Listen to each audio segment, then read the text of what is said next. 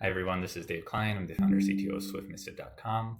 I wanted to do a quick video talking about pay-as-you-go pricing models versus subscription pricing models, because there are probably some things you didn't expect about pay-as-you-go pricing models that are advantages over subscription models.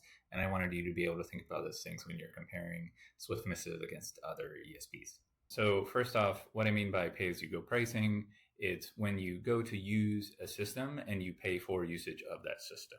So that seems kind of obvious. You're kind of always doing that if you think about it very generally. But if you think more specifically, there's also a subscription-based model where you're going and paying for a system and use the system, but you get charged whether you use the system or not, right? So you're kind of paying for a capacity. In that case, you have like a threshold that you can get up to with the amount of money that you paid. So you can send, say, like, I paid to send 10,000 emails. I could send 10,000, I can send 5,000, I can send 0, whatever. What you're paying for is like that 10,000 range that you can use if you want to.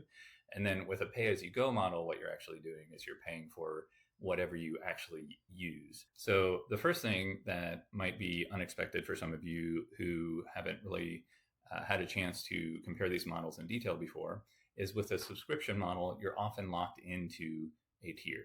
Let's say you're sending emails and that's your primary cost. There are other costs that are usually going to be added to that. So there's usually going to be a number of seats you have for your team. So you have like 5 logins, and so you add a 6th person who has a login.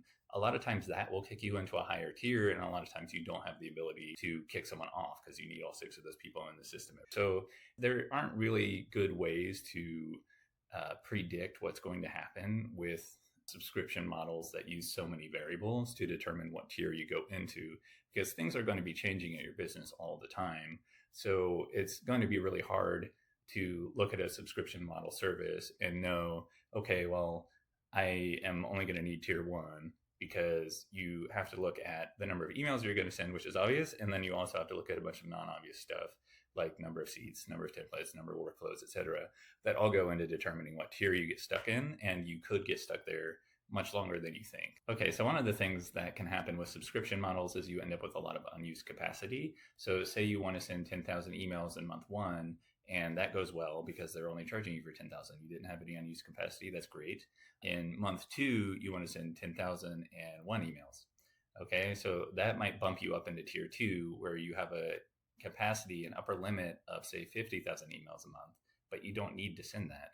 So what's happening with these tiny little adjustments on your end could be huge adjustments to your pricing, because you get knocked into another tier that does not really scale with what you're doing. It scales with like how much you could be doing if you had pentupled the size of your email campaigns all at once, right? So it's a little bit harder to pay the correct amount for usage of a subscription model system, because you're going to end up a lot of times with unused capacity. And this is going to happen a lot because your adjustments are going to be incremental.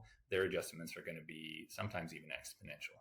Okay, so the third thing I wanted to mention is profit trends. So in a pay-as-you-go model, assuming that your emails are usually opened at the same rate or roughly the same rate, people are clicking and buying things on your site at roughly the same rate, what you can basically do is link your costs from email marketing to the revenue from email marketing pretty tightly together. And so you can have some predictability as you're going forward and thinking, well, how much should I spend?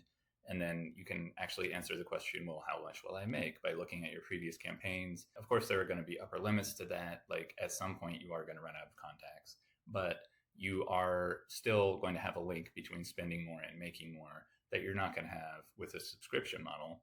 And the reason is because with a subscription model, it's not just how many emails am I sending, how well are they converting, it's how many emails am I sending, how many templates do I have in the system, how many contacts do I have in the system, how many workflows do I have in the system. It's going to be very hard to link what you're spending to what you're getting back for it in a subscription model compared to a pay-as-you-go model.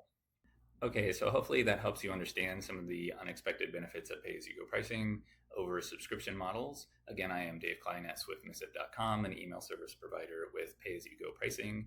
I'd love to see you there. Come on over. All right, thanks. I'll see you in the next video. Bye.